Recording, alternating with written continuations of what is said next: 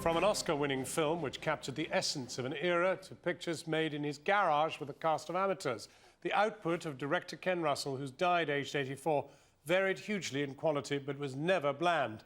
Today, friends and former colleagues paid tribute to a man described as flamboyant, visionary, who was, as we're about to see, always prepared to push the boundaries. Our culture editor, Matthew Kane, has this report.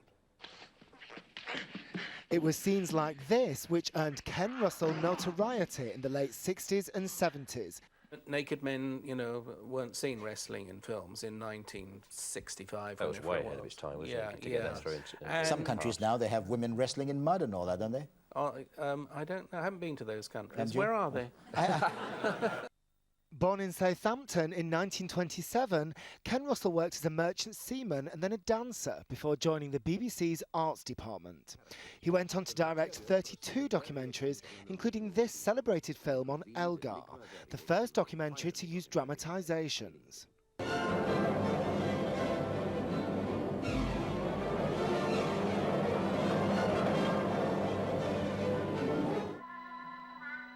He then broke into cinema with Women in Love. An international success, it earned him an Oscar nomination for Best Director, while its star Glenda Jackson won Best Actress. A string of hits followed, all of them very different to the kitchen sink realism of the 50s and 60s. What Ken Russell's films of the 1970s are famous for is unleashing the visionary imagination in British film. There was a certain kind of greyness, perhaps, to British social realism that came before Ken Russell. Some of his biggest hits included Tommy, a rock opera starring The Who, and the musical The Boyfriend starring Twiggy. But he's perhaps best remembered for his controversial work.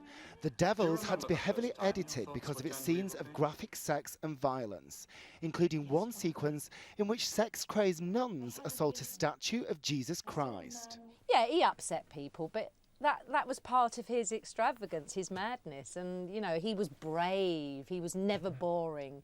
I mean, Ken always said to me, I don't care if people love or hate my films, as long as they just don't go off and make a cup of tea in the middle.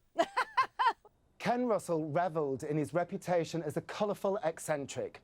But towards the end of his career, when his style of filmmaking fell out of fashion, his personality began to overwhelm the work itself. And his flamboyance, which had been his greatest strength, became his greatest enemy.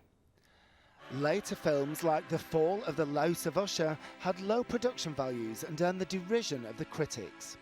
And he made this memorable appearance on Celebrity Big Brother in 2007.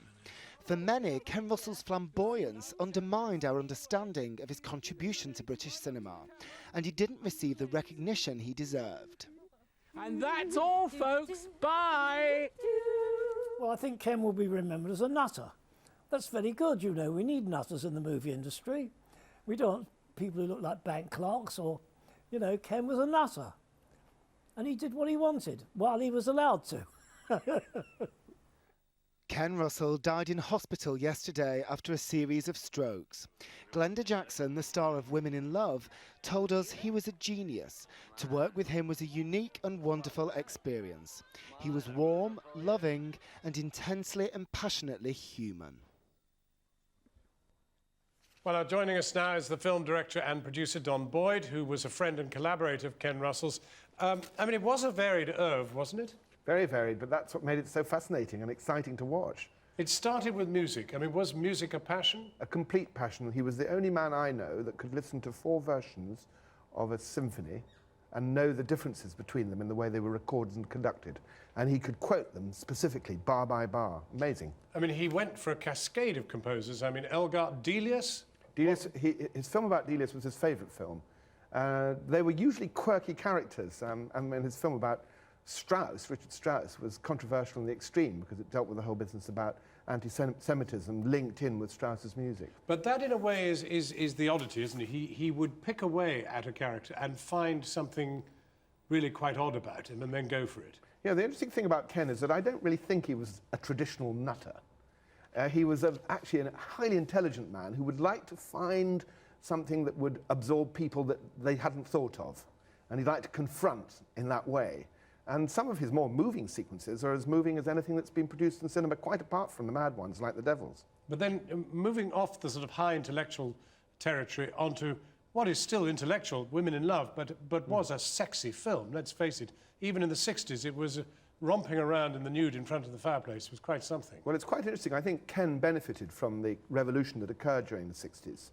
And in a way, he was able to be flamboyant about a classic, which had been one of the canon of Lawrence's work that caused all the controversy with Lady Chatterley's Lover. So Ken thought, right, I've got to match that. But we might have found them absolutely fantastic in the 60s, but won't it be, for this generation, a bit like us watching films from the 20s? Not at all. I mean, for instance, the section he made in my film Aria, which is a beautiful cinematic rendition of Nessun Dorma, which became the World Cup football piece of music, is so clever and so brilliant that people on YouTube now use those images and put their own music to it because the images are almost more powerful than the music itself.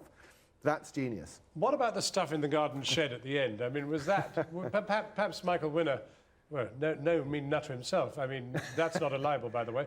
But I mean... we're all nutters. Well, what about the stuff in the garden shed? Well, I think that's a form of very sweet, sort of desperate need to cling on to his art form. When you're out of favour, nobody's giving you any money to make bigger movies, you think, what can I do? I know, 8mm cameras, video cameras, and let's involve people in stuff there. And so it happens at the back in the back garden in a shed. And in a word, where do you place him in the kind of pantheon of great British film directors? I don't think he's just great British film director. He's a great world film director, and he's in the same pantheon as people like Kubrick, the whole bunch, Fellini, Antonioni. Ken was a genius. Don Boyd, thank you very much indeed for joining us.